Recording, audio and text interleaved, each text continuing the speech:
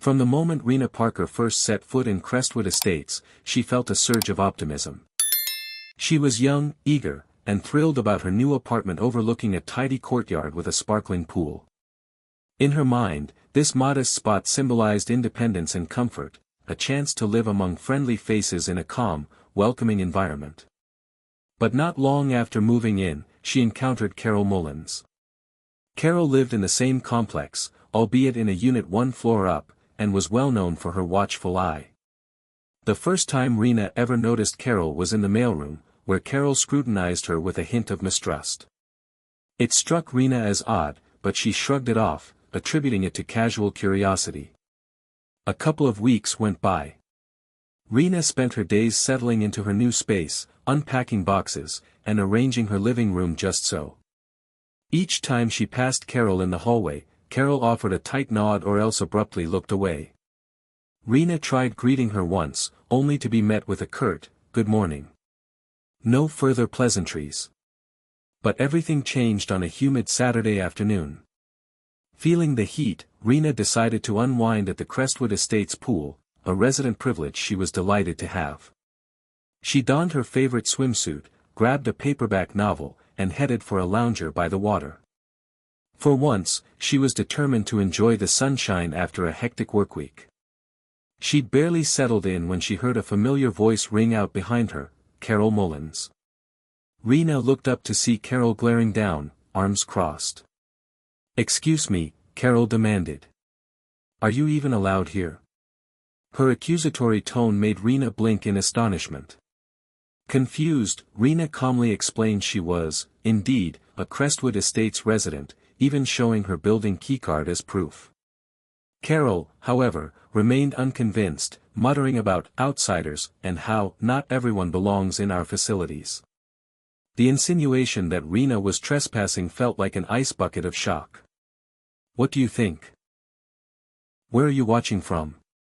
Let us know in the comments, like, share, and don't forget to subscribe for more shocking stories like this." This bizarre confrontation left Rena uneasy. She tried to resume reading, hoping Carol's gruffness was a misunderstanding. But in the back of her mind, she sensed hostility that went beyond a simple question. Rena knew she had every right to use the pool, she'd signed the lease, paid rent on time, and followed all rules. Why was Carol acting so territorial? Though rattled, Rena chose not to escalate things, figuring Carol might just be irritable or protective of the shared amenities. She'd soon learn it was more than that. Carol Mullins's suspicions ran deeper, fueled by biases that Rena was only beginning to suspect. Little did she know, this unexpected clash by the pool was merely the start of a troubling episode. In the days ahead, Carol's watchful glare would evolve into a far more serious standoff, one that involved law enforcement, rumored immigration secrets, and repercussions no one in Crestwood Estates saw coming. Following that tense poolside exchange, Rena Parker hoped things would settle down. After all, an apartment complex like Crestwood Estates was designed for convenient, communal living. She imagined neighbors sharing casual hellos and occasionally lending cups of sugar. But Carol Mullins, it seemed, had a different vision, a guarded one, focused on deciding who belonged and who did not. A couple of days after the incident, Rena ran into Carol near the communal laundry room. Eager to mend any friction, Rena offered a greeting. Carol barely acknowledged her, pressing the start button on the washer with exaggerated force. Silence hung in the air like damp linen. Rena felt a pang of discomfort but decided not to push. She'd continue living her life peacefully, believing Carol's hostility might fade once she realized Rena wasn't a threat. Things changed again one muggy afternoon. Fresh out of work, Rena returned home, craving a refreshing dip in the pool. Clad in comfortable shorts and a t-shirt, she crossed the courtyard, noticing the water glinting invitingly. She approached a lounge chair, set down her keys, and was about to dip a toe when she heard the staccato clack of high-heeled shoes on concrete. Turning around, there was Carol, eyes narrowed, posture rigid. "You're here again," Carol remarked. "Don't you have somewhere else to swim?" Rena tried to keep her voice level, reminding Carol that as a paying resident, she had every right to use the facility. Carol responded with a dismissive wave of her hand, muttering about our complex and outsiders who shouldn't be trespassing. Rena felt a ripple of anger. This was no misunderstanding, Carol was singling her out, implying she didn't belong. Attempting to de-escalate, Rena calmly repeated her address and unit number. She even offered to show Carol her ID if that helped. But Carol just walked off, mumbling under her breath. Rena exhaled, half hoping that was the end of it. Not 10 minutes later, Rena was halfway through a relaxing back float when a pair of Crestwood Estates maintenance workers hurried over. They asked if she had any ID on her. Confused, Rena asked what was going on. They explained that Carol had flagged a trespasser in the pool. The maintenance staff, looking uneasy, apologized for bothering Rena but said they had to check. She showed her building keycard once again, clarifying that she was indeed a leaseholder. The workers nodded, offered a quick apology, and left, clearly embarrassed. Fuming, Rena realized Carol had escalated her interference by involving the staff. The frustration was building in Rena's chest. Still, she wanted to keep the peace. She dried off, packed her towel, and returned to her unit, thinking, surely Carol's done messing around now. She wasn't. The next morning, Rena found an anonymous note taped to her door. We watch out for suspicious activity. Don't overstay your welcome.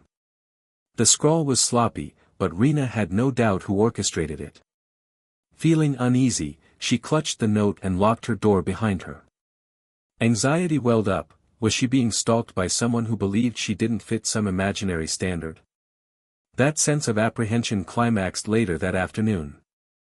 Rena was finishing her grocery run when her phone rang, an unknown number. She picked up cautiously, only to hear a neighbor, Marisol, on the line. Sounding flustered, Marisol blurted, Rena, you need to come quick. Carol Mullins is at the pool, on the phone with the police, claiming you're trespassing again. Rena's stomach flipped. The police? Overusing the apartment pool? Hurriedly, Rena dropped off her groceries and headed out. By the time she arrived, a police cruiser had parked near the curb. Two uniformed officers stood talking to Carol, who gestured wildly toward the pool gate. Spotting Rena, the officers approached. Rena explained, as calmly as possible, that she was indeed a resident.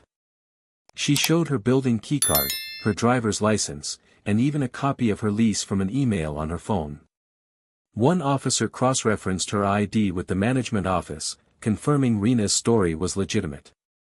Meanwhile, Carol looked on, arms folded in a posture of indignation.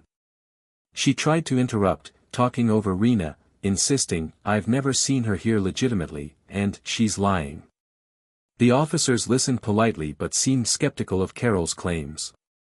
After a cursory investigation, they concluded Rena had done nothing wrong. In fact, one officer suggested that Carol's call might have wasted police resources. They sternly cautioned Carol about misusing emergency services for personal disputes. Humiliated, Carol insisted she was only looking out for the complex's safety. The officers weren't having it. By the time they left, Rena felt a swirl of relief and lingering frustration. She thanked the officers, though she wished such a ridiculous situation never had to happen. The onlooking neighbors murmured among themselves, some clearly appalled by Carol's behavior. One older resident approached Rena, leaning in to whisper, you know, I suspect Carol might not even be here legally herself. Rumor says she's been lying about her status for years. Rena's eyebrows shot up in surprise. For a split second, she pushed that aside, thinking it was gossip. Yet, the neighbor's tone suggested a genuine rumor that had circulated in hush for quite some time. Retreating to her apartment, Rena replayed the police encounter in her mind, still rattled that Carol had dialed 911. She also couldn't ignore the neighbor's remark about Carol's possible deception. Could there be irony in Carol accusing Rena of trespassing when she might be hiding a secret about her own right to remain in the country? Rena found the possibility mind-boggling, and ironically poetic. She tried to refocus on her everyday routine, hoping Carol's meltdown had ended once the police admonished her. But something in the neighbor's claim gnawed at her. If Carol was indeed misrepresenting her status, that might explain her overly defensive stance, projecting her anxieties onto others. Still, investigating it felt like a can of worms Rena wasn't sure she wanted to open. Yet, the memory of Carol's hostility lingered. The scornful looks, the menacing note, and the extreme measure of calling 911 demanded a response. Rena, never one to let injustice slide, found herself at a moral crossroad. Should she dig deeper, or try to preserve her own peace of mind? For now, she had no clear answer. But as she stored away the note, the memory of that afternoon fueled an unspoken resolve. If Carol continued her baseless attacks, Rena might do more than just defend herself. She'd expose the hypocrisy festering behind Carol's unwarranted accusations. A day after the 911 debacle, Rena Parker found her mind wandering back to that neighbor's cryptic hint, that Carol Mullins herself might be hiding an immigration secret. The thought lingered like an unsolved puzzle. Was it idle gossip, or was there substance behind the rumor? Returning from work, Rena bumped into the same older resident, Ms. Delgado, in the hallway. Summoning her courage, Rena asked, "I didn't want to pry, but you mentioned Carol might not be here legally. Do you know more about that?" Ms. Delgado pursed her lips, then explained in hushed tones that rumor had it Carol had bragged about forging documents to remain in the country, claiming she had allies to shield her from scrutiny. Ms. Delgado's friend once overheard Carol mention an upcoming citizenship test that never seemed to materialize. Intrigued yet cautious, Rena listened carefully. She had no desire to become a vigilante, but Carol had repeatedly harassed her. Perhaps a taste of her own medicine might be overdue. Still, Rena's moral compass twinged. Did she really want to dig into personal details of Carol's life? Another part of her retorted that Carol had escalated matters by calling the police, so verifying the truth was fair game. That evening, Rena decided to poke around. She hopped on her computer, researching public records. She discovered the local county's property database indicated Carol Mullins had lived in Crestwood Estates for about 4 years. Nothing unusual there. She then tried searching for Carol's name in general public records, court cases, marriage licenses, naturalization databases. She wasn't sure how far she could get using only open-source information, but to her surprise, something did come up, a mention of a Carol Mullins in the Registry of Permanent Residents. The site offered no direct details, only confirming that someone by that name had once been granted a green card, not full citizenship. Rena felt a flicker of intrigue. Could it be the same Carol Mullins? The possibility was high, given that Redwood County wasn't enormous. If so, Carol might not be a citizen at all, contradicting the air of authority she projected. Rena bookmarked the page, wondering if the neighbor's comment about possible forgery was accurate. She double-checked to see if any mention of citizenship ceremonies existed for Carol. None did. That might mean she never took the final step. A wave of unease hit Rena. She recognized the seriousness of immigration status. Lots of people have complex stories, and not all shady. But given Carol's blatant hostility, Rena suspected she had a valid reason to keep digging. After all, Carol had singled her out, calling 911 for no reason, humiliating her publicly. If Carol was hypocritically misrepresenting her own right to stay in the country, that context could shine a light on her entire approach. She paused, though, worried about fairness. Investigating was one thing, turning Carol in on a hunch was another. Rena resolved to gather more definitive proof, if only to confront Carol's hypocrisy head-on. She told herself she wouldn't just run to authorities with speculation. Instead, she'd see if there was actual evidence that Carol had lied or broken laws. At first, she found nothing else. Then, by chance, a deeper internet search turned up a clue, a local news snippet referencing a Mullins family enterprise operating overseas. Curious, Rena clicked. The reference concerned a business in a country called Laronia, where the Mullins name had ties to a long-standing manufacturing firm. If this was Carol's family, it suggested a well-established background back home, contradicting any claim that she was here fleeing hardship. Could Carol have claimed asylum or used a similar route to get her immigration documents? If so, she might have overstated or even fabricated reasons for leaving Laronia. Rena's curiosity flared. A mismatch between someone's story of persecution and the reality of a thriving family enterprise across the ocean smelled fishy. A few days later, Rena's daily routine took a turn when she spotted Carol in the hallway again. Typically, Rena would walk the other way to avoid confrontation, but this time, a surge of resolve propelled her forward. "Good afternoon, Carol," she began, feigning politeness. Carol offered a cold glance.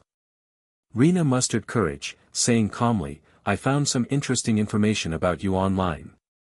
About your status in this country and your family business in Laronia." Carol's face betrayed a flicker of alarm before swiftly returning to an icy stare. "I don't know what you're talking about," she snapped. "You're prying into my affairs now." Rena remained composed, explaining she simply uncovered public records. If Carol wanted to press allegations about who belonged in the complex, perhaps she should clarify her own situation first. Carol bristled, blurting, "Everybody does what they must to stay afloat. It's standard practice." She seemed to half admit that certain truths might have been bent, but she brushed it off as if forging documents or lying about reasons for immigrating was no big deal. The nonchalance stunned Rena. This woman had relentlessly targeted her for using a pool but felt no remorse for her own potential legal deceptions. Returning to her apartment, Rena mulled over what to do next. Carol's defiant attitude solidified Rena's suspicion that the rumor of immigration fraud was real. On one hand, Rena wasn't usually one to meddle in another's immigration status. People had complicated stories, especially those with challenging backgrounds. But Carol's blatant hypocrisy, using fear and the law to intimidate others while allegedly flouting the rules herself, felt indefensible. Confiding in Ms. Delgado again, Rena weighed the moral complexities. Ms. Delgado, though sympathetic to the struggles immigrants often face, pointed out that forging documents or lying under oath was a serious offense. If Carol had hammered Rena for trespassing when Rena was fully within her rights, it seemed only fair to hold Carol to the same legal standard. Finally, Rena resolved to contact the National Immigration Agency, the country's authority on immigration compliance.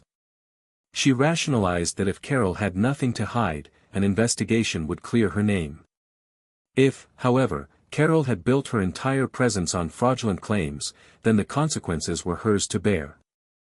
Rena took a deep breath and dialed the hotline. The representative listened as Rena explained the suspicious evidence, contradictory stories about fleeing Laronia, a thriving family enterprise back home, references to an uncompleted citizenship process. The agent calmly took notes, clarifying that they'd investigate discreetly. Rena hung up feeling a mix of guilt, relief, and lingering anger at Carol's hypocrisy. Within days, she heard rumors that Carol had been called for an immigration review. She vanished from the building for a while, presumably meeting with officials. Some said they saw her escorted by federal agents. Word swirled that deportation proceedings might be in the works if proven she lied on official forms. At Crestwood Estates, the atmosphere changed. Some neighbors quietly approved, seeing it as karma, others worried about a meltdown from Carol if she came back. Rena tried to focus on her daily life, though each corridor walk or mailbox run carried an edge of tension. The final outcome remained unknown. But regardless, a sense of justice formed in Rena's mind. If Carol weaponized the law to attack others, she shouldn't be surprised if the law now scrutinized her. To Rena, it was about fairness. She'd never wanted a vendetta, but refusing to stand by while Carol's bigotry reigned felt right. The entire complex, once a silent stage for Carol's drama, braced for a finale that Rena sensed was inevitable. In challenging Carol's hypocrisy, she placed a mirror before the woman who insisted Rena had no rightful place here. Soon, the truth would surface, and for better or worse, Carol would face the consequences of her own brazen actions. A few weeks trickled by with no sign of Carol Mullins. In her absence, rumors swirled around Crestwood Estates. Some neighbors whispered that she'd been detained, while others claimed she was out of town seeking legal assistance for an impending immigration hearing. Rena Parker, meanwhile, went about her routine, work, errands, and occasional swims, feeling both relief that Carol wasn't around to harass her and mild anxiety over the unresolved tension. Then, one Friday morning, Rena stepped into the complex lobby and froze at the sight of Carol standing by the mailboxes. Carol's demeanor was subdued, lacking her usual hostility. Upon noticing Rena, she stiffened, as if bracing for confrontation. Rena considered walking away but decided to remain composed. Approaching slowly, she greeted Carol with a measured hello. Carol turned around, eyes flickering with a mix of anger and weariness.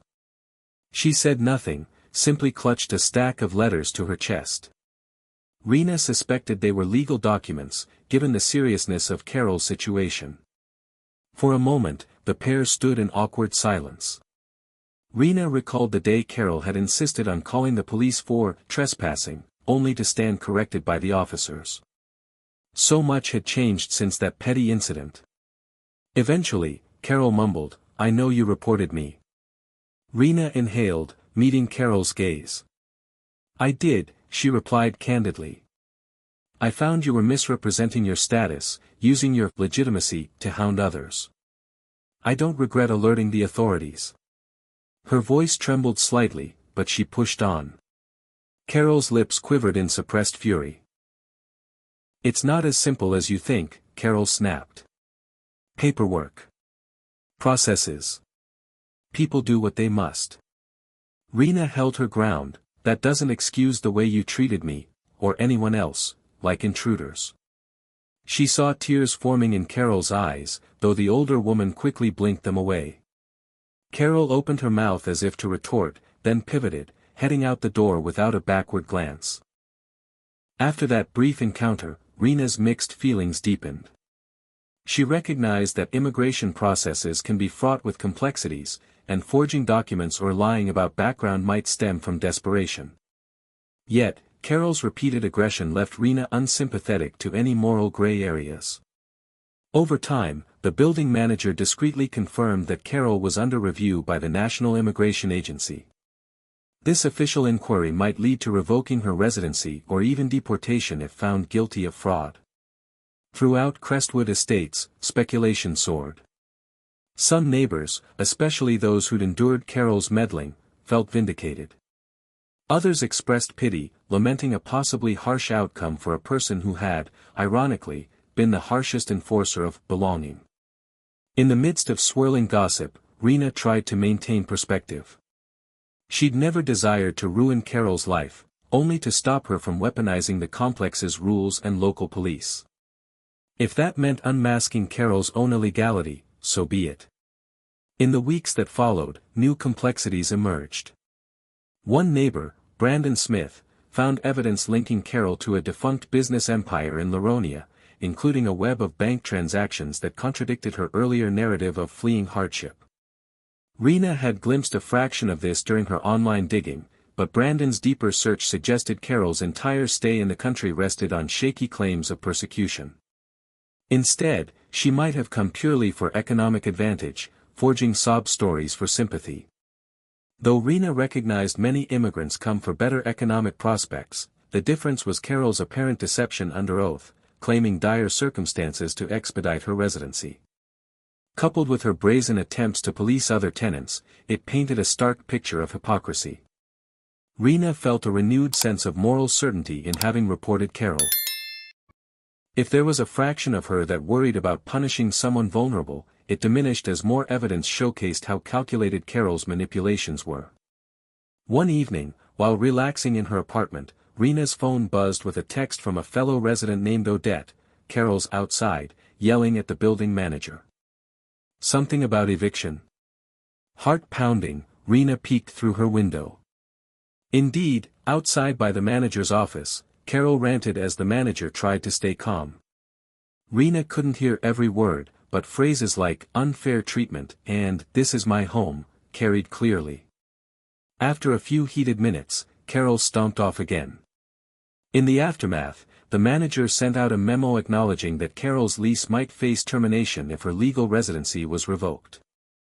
Rena read the message feeling unsettled. These developments had turned an already hostile neighbor into a cornered figure, potentially lashing out more dangerously. She double-checked her door locks each night, ironically recalling how the entire conflict began with a single desire to secure her own living space.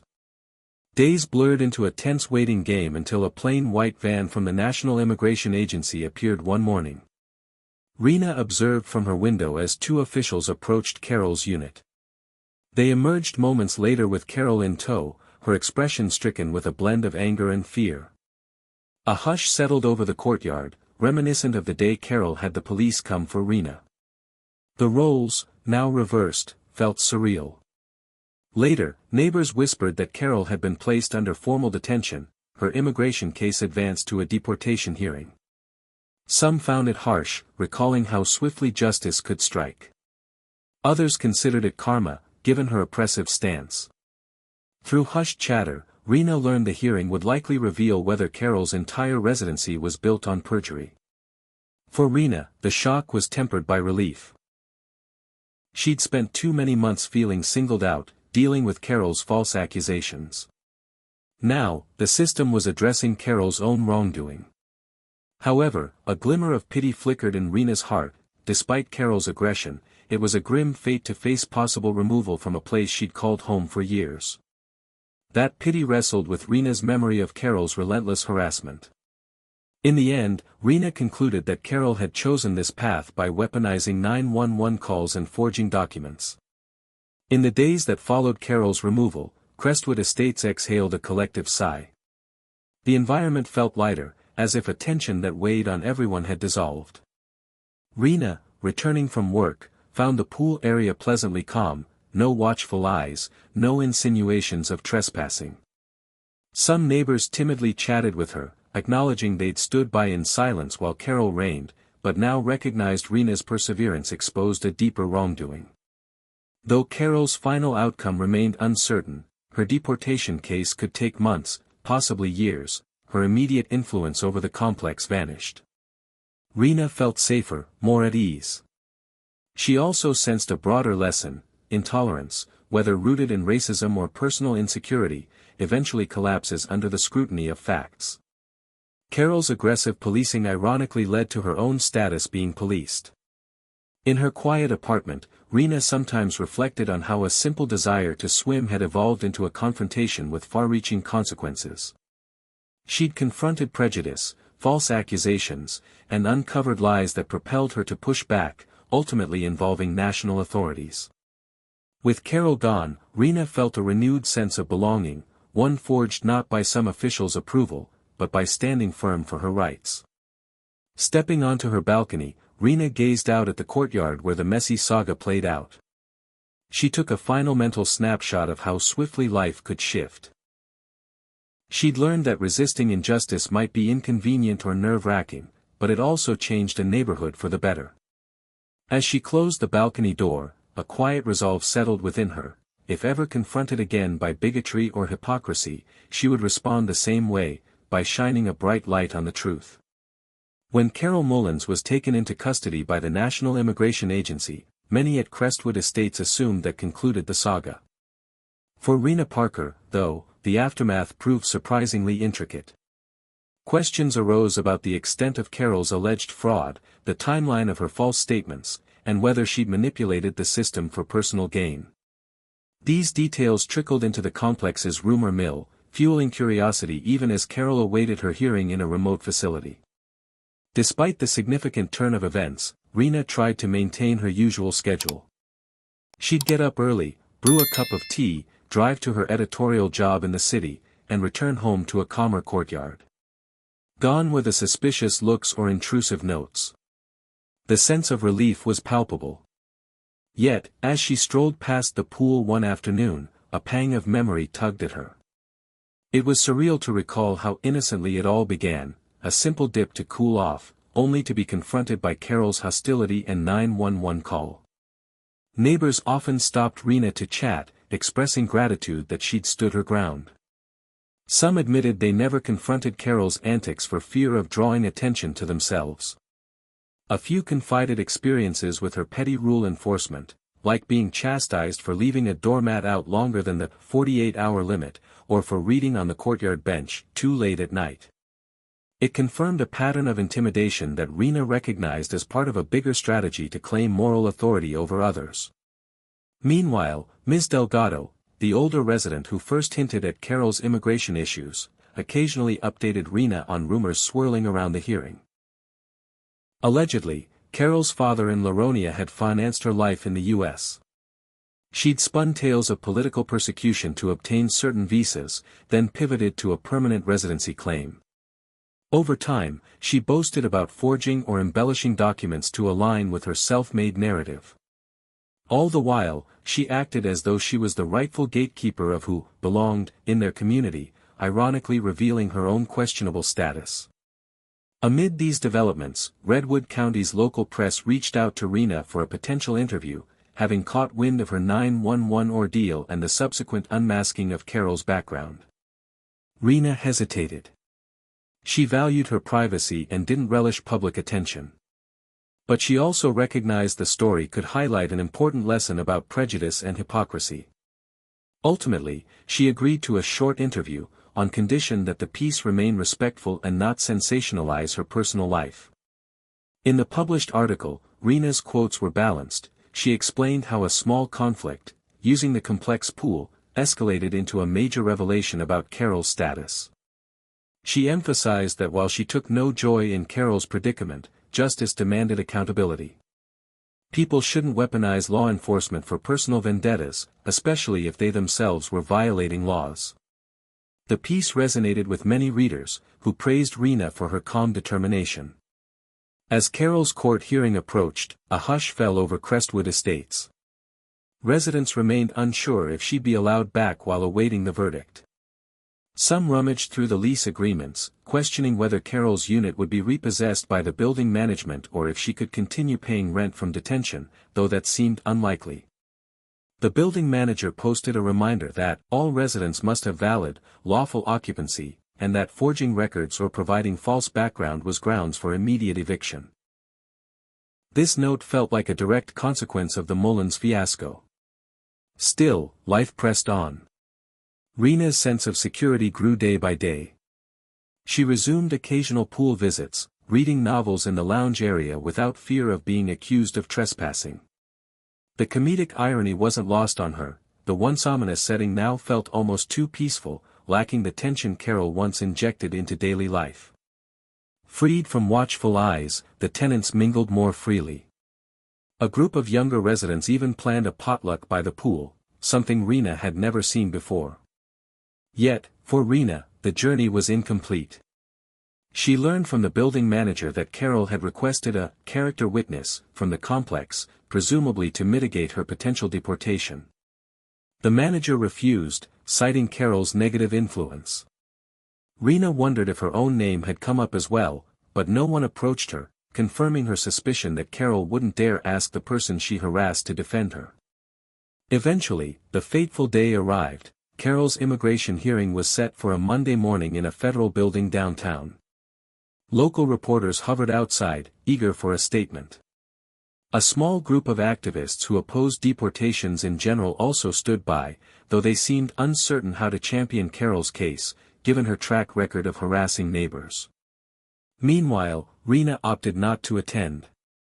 She believed her presence might be misused by Carol's defense, or that the tension would be too high.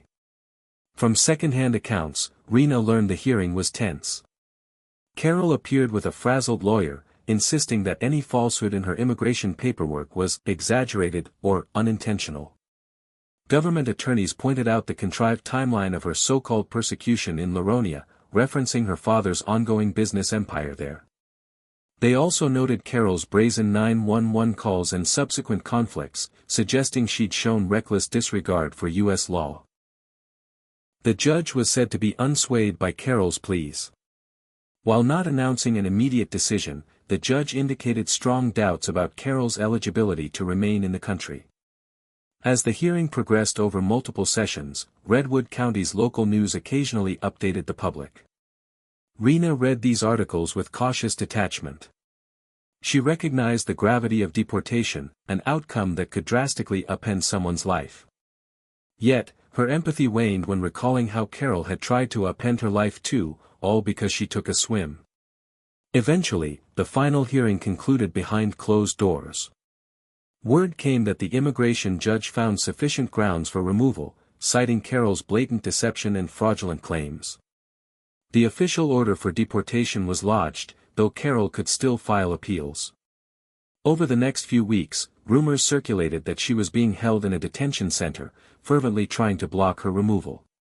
Rena gleaned no small satisfaction from the knowledge that, ironically, the system Carol tried to abuse was now holding her accountable.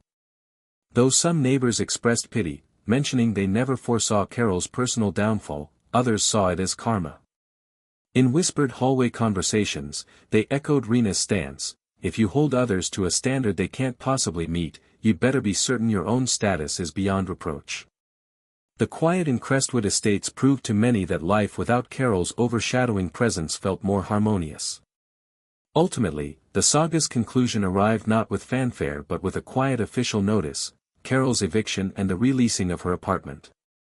A nondescript letter posted by the building manager stated, Unit 2B has been repossessed by building administration due to occupants' forfeiture of legal status.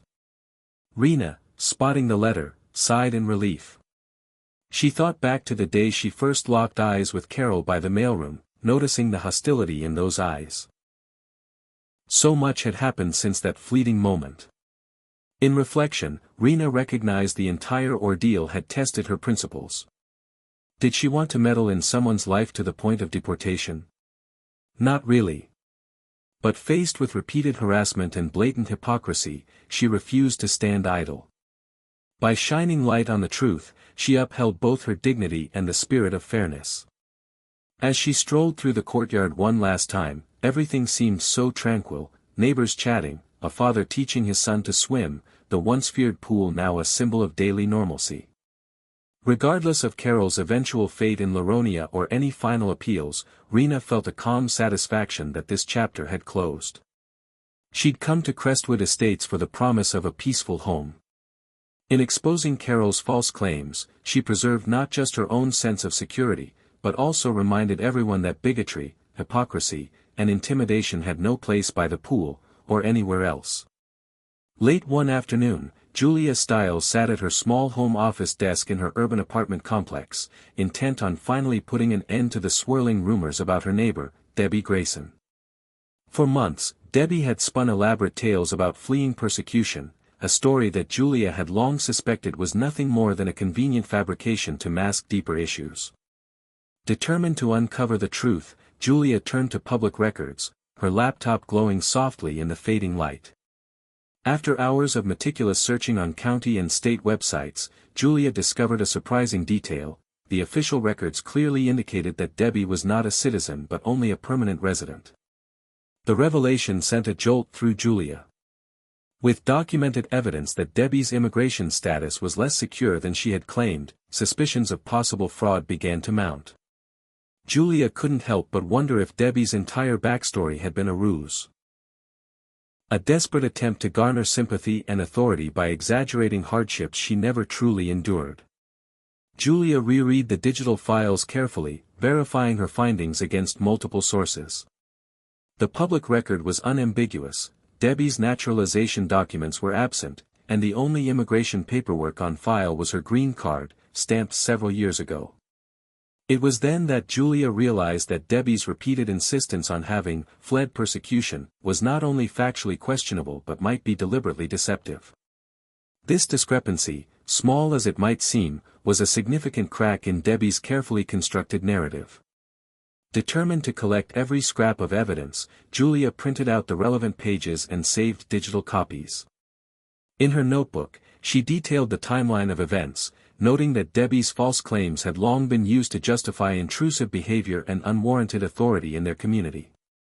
The discovery that Debbie was merely a permanent resident, rather than a naturalized citizen, added weight to Julia's growing conviction that something was deeply amiss with Debbie's claims.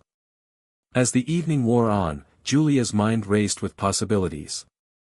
Was Debbie using her status as a shield to excuse behavior that was, in reality, driven by a need to assert dominance over neighbors? Julia recalled several instances where Debbie had made cutting remarks about other residents' backgrounds, as if her own supposed persecution gave her a moral high ground. Now, armed with the knowledge that Debbie's immigration status was not as she had portrayed, Julia felt that the truth was finally within reach.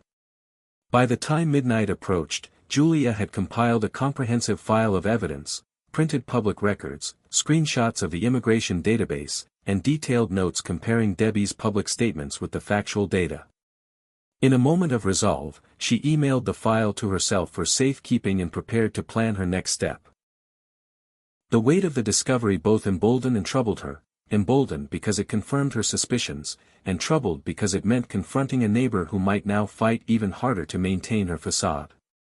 Julia closed her laptop, the quiet hum of the air conditioner in the background, and sat in reflective silence.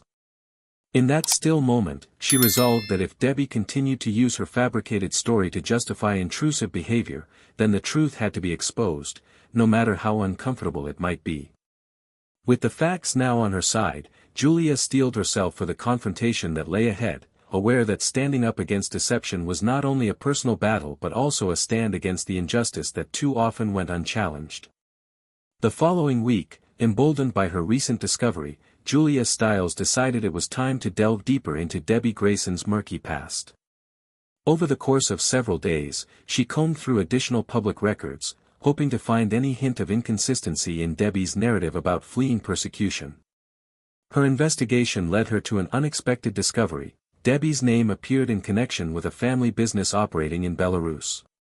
The connection came to light when Julia was reviewing corporate registration documents online. Initially, she had been searching for any references to Debbie's background, hoping to find corroboration for the story Debbie had spun. Instead, she stumbled upon a business listing that mentioned a Grayson Enterprises, and linked it to an established manufacturing firm in Belarus. The listing was accompanied by images of an elegant building and official seals that bore the same name, Grayson, and a location unmistakably in Belarus. This was in stark contrast to Debbie's repeated claims that she had escaped persecution in a war-torn land and sought refuge in the United States. Instead, it appeared that her family maintained a thriving business empire overseas. Intrigued and disturbed, Julia began to cross-reference these findings with Debbie's personal statements over the past year. Time and again, Debbie had lamented the loss of her homeland and recounted harrowing stories of fleeing violence and oppression. Now, the evidence suggested an entirely different narrative, one of stability, economic opportunity, and a legacy that was anything but fraught with the desperate struggles she described. Julia felt a growing certainty that Debbie's tale was nothing more than a fabrication, a convenient lie meant to gain sympathy and justify her domineering behavior. Determined to verify her findings, Julia reached out to a friend who worked in international business. Her friend confirmed that the company listed in the public records was indeed a well-established enterprise in Belarus, with no indication of any recent turmoil that would necessitate a dramatic escape. With this additional testimony, Julia's resolve hardened. She compiled all the details, the printed documents, screenshots of the business registration, and even a summary of her friend's confirmation. In her notes, she meticulously compared the facts against Debbie's public claims, highlighting the discrepancies for her own reference. Late one night, with the evidence spread out on her dining table, Julia felt a mix of anger and vindication.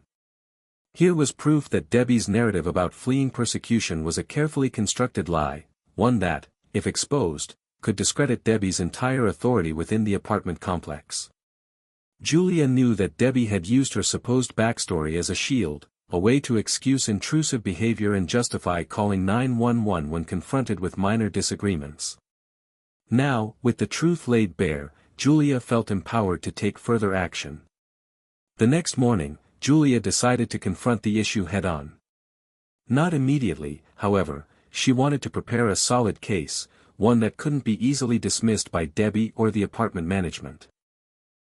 She spent the next several days organizing her evidence into a comprehensive dossier. Every document was clearly labeled, every discrepancy noted. Julia even drafted an outline of a timeline, mapping out when Debbie had made various claims compared to when the records indicated stability in her homeland. Her careful work paid off when she received an email from a local community advocate who had heard murmurs of immigration fraud in the building. The advocate praised Julia for her initiative and encouraged her to consider sharing the evidence with the appropriate authorities. While Julia hesitated at first, wary of stirring up even more conflict, she realized that in order to stand against the injustice and racism that had marred her interactions with Debbie, the truth must be told. By the end of the week, Julia had arranged a meeting with a representative from the Department of Homeland Security. In that quiet conference room, with her dossier spread before an attentive official, Julia detailed her findings. She explained how Debbie's public records, coupled with the evidence of the Belarus-based family business, painted a starkly different picture from the one Debbie had presented. The official listened intently, asking measured questions and noting down key points. As the meeting concluded, Julia left with a sense of cautious optimism. She knew that if Debbie's claims could be proven false in an official investigation, it would not only vindicate her own position but also help curb Debbie's manipulative behavior. That evening, as she sat by her window, Julia reflected on the importance of uncovering the truth. In standing up against racism and injustice, she felt empowered, and more respected by those who knew the real story. Armed with the damning evidence that Debbie Grayson's story was built on falsehoods, Julia Stiles decided that it was time to confront Debbie directly. The confrontation had been building in the background ever since Julia's investigation revealed that Debbie was only a permanent resident and that her family was tied to a thriving business in Belarus, a fact that completely undermined Debbie's self-portrayal as a persecuted immigrant. The air in the apartment complex had grown heavy with unspoken tension, and Julia knew that for the sake of truth and her own dignity, she had to challenge Debbie's narrative in person. On a cool, crisp morning, Julia found herself face to face with Debbie in the common courtyard of the complex. The atmosphere was charged as residents casually milled about, unaware of the impending confrontation that would soon ripple through their community. Julia approached Debbie steadily, dossier in hand, her expression calm but resolute. "Debbie," Julia began, her voice even yet firm, "I'd like to talk to you about something important." Debbie's eyes narrowed as she regarded Julia, a flicker of uncertainty passing over her features before she regained her customary defiant posture.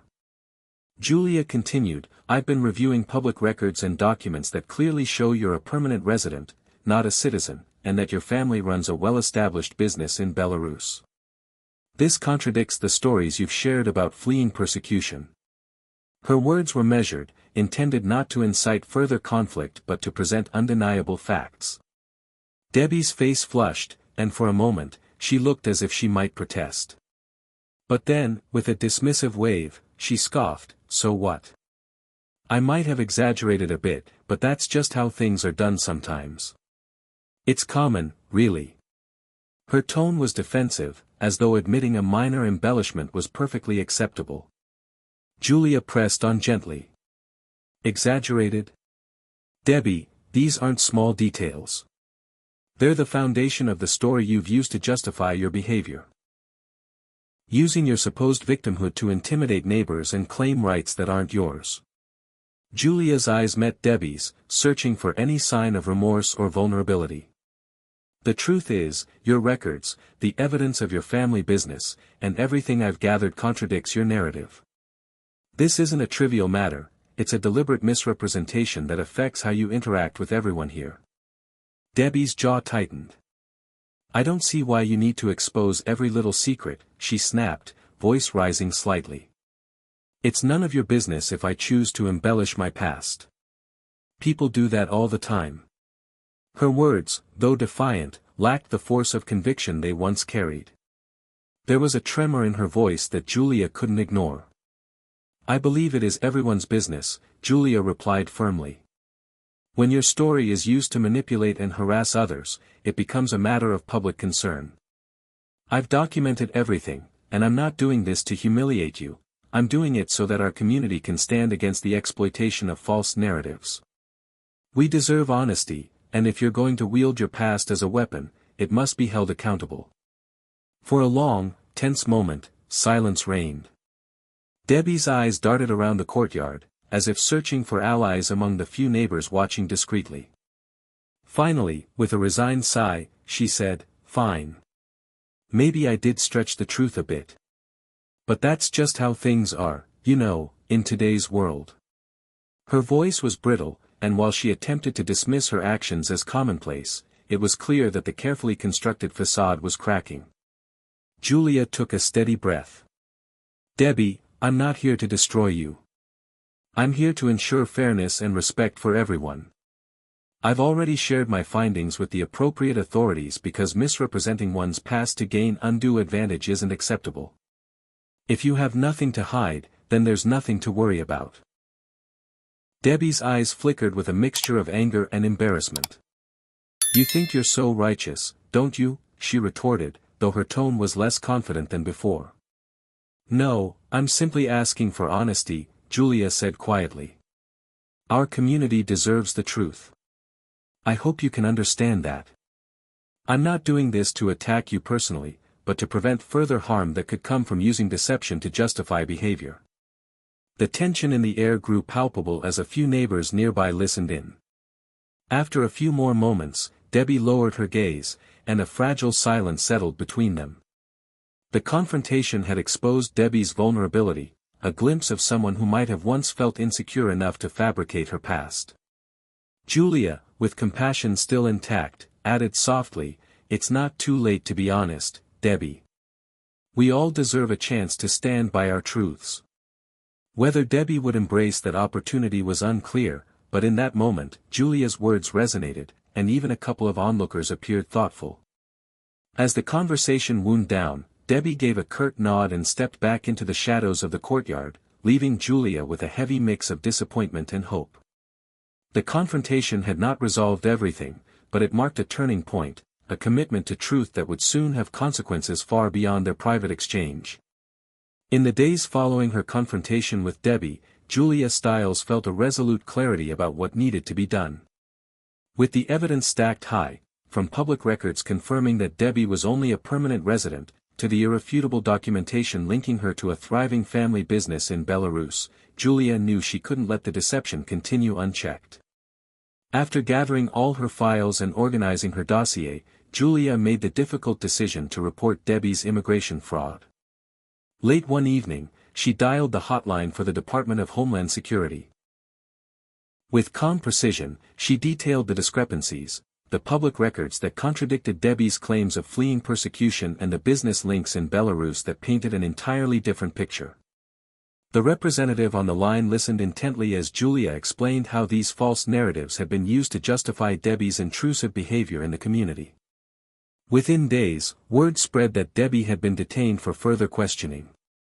Local news briefly mentioned that federal authorities had taken action after allegations of immigration fraud emerged from a trusted community source. Neighbors who once whispered about Debbie's odd behavior now spoke with a note of vindication.